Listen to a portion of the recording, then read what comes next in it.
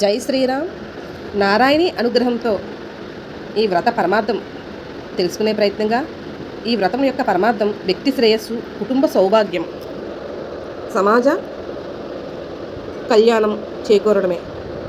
మామిడాకులు పంచభూతాలకు, కొబ్బరికాయ సంపూర్ణతకు, లక్ష్మీదేవి వాహనమైన గుడ్లగూబ చీకటి నిద్రకు ప్రతీకగా భావించినప్పటికీ ధనం వచ్చిన మనిషి కళ్ళు మూసుకోకూడదని అంతరంగ జ్ఞానం విస్తరించుకుని ఉంటుంది. దీనివల్ల మనకి ధర్మబద్ధంగా అహంకార రహితంగా జీవించాలి అని తెలుస్తుంది. దీని ఫలితంగా అమ్మవారు ఆసనమైన పద్మం ఇహలోక కోరికలకు ఊబిలో బందీలు కాకుండా నిర్మల హృదయంతో ధర్మ మార్గంలో నడవడమే నిజమైన ఐశ్వర్యం.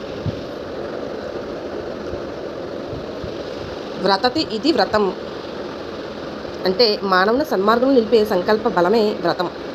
ఇహ పర సౌఖ్యాలు పొందే క్రమంలో మనిషికి మానసిక సమతుల్యత, నైతిక బలం భక్తి మార్గంలో నేర్పడమే దీనిలో ఉన్న అంతరార్థం.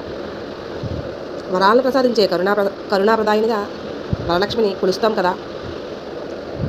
ఇక తాంబూలాలు ఇచ్చిపుచ్చుకోవడం ప్రేమ సామరస్యాలకు ప్రతీక.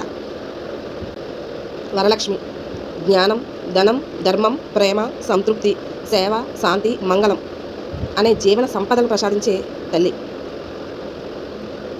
ఈ విలువలను జీవితంలో ఆచరించినప్పుడు ప్రతి ఇల్లు శ్రీనిలయమే. సంపద ధర్మంతో కలిసి ఉండాలి. ఎప్పుడూ కూడా కుటుంబం పరస్పర విశ్వాసంతో నిలవాలి. దానం కృతజ్ఞతను, వినయాన్ని ప్రతిఫలించాలి. కలశం విశ్వ సృష్టికి, అందులో ఉన్న నీరు జీవానికి ప్రతీక. కాబట్టి అందరి బాగు కోరుకోవడంలో ఈ వ్రతం వ్యక్తిగత శ్రేయస్సు నుంచి సమాజ హితం వరకు సాగే ప్రయాణాన్ని సూచిస్తుంది.